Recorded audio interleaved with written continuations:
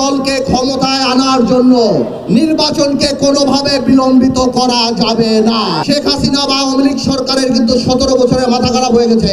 তোমাদের মাথা খারাপ হতে 17 মিনিট সময় লাগবে না ভাই।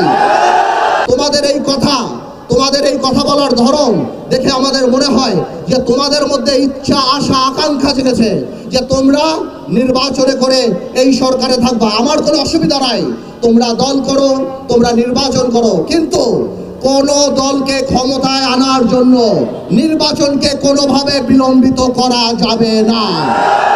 বাংলাদেশের মানুষ 17 বছর ভোট দেয় নাই।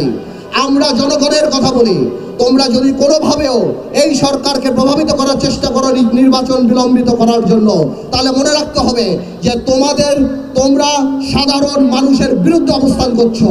আর সাধারণ মানুষের বিরুদ্ধে অবস্থান করলে আমার ভাইয়ের একটা কথা পরিষ্কার, শেখ হাসিনা বা আওয়ামী লীগ সরকারের কিন্তু 17 বছরে মাথা খারাপ হয়ে গেছে। তোমাদের মাথা খারাপ হতে 17 মিনিট সময় লাগবে না ভাই। আমরা তোমাদেরকে সহযোগিতা করতে চাই। আমরা উন্নয়নমুখী, আমরা সংস্কারমুখী একটা নির্বাচন চাই, যে নির্বাচনমুখী একটা সংস্কার চাই, যাতে করে মানুষ তার ভোট দিয়ে যেতে পারে। আমরা 17 বছর আওয়ামী দুঃশাসনের কথা ভুলি নাই। আমাদের এখনো মনে পড়ে 3টা ভোট কিভাবে তারা মানুষের গলায় পাড়া দিয়ে গণতন্ত্রকে হত্যা করে তারা সেখানে জেগে বসেছিল।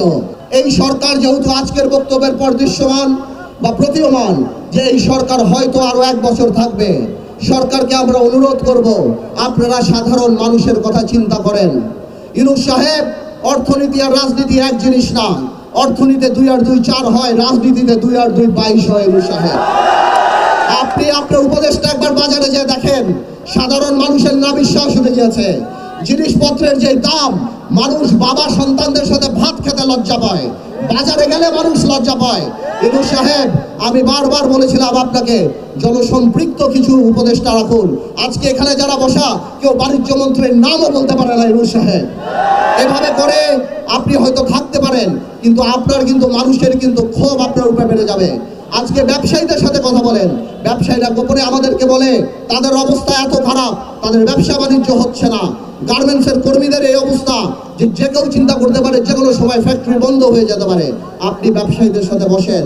ইউনূস সাহেব, মনে রাখবেন, আপনারা কাজ করেন, কিন্তু পলিথিন বন্ধ করা, হর্ন বাজানো, গ্লাস সরায়া প্লাস্টিকের মগ রাখা, এইসব আপনাদের কাজ না।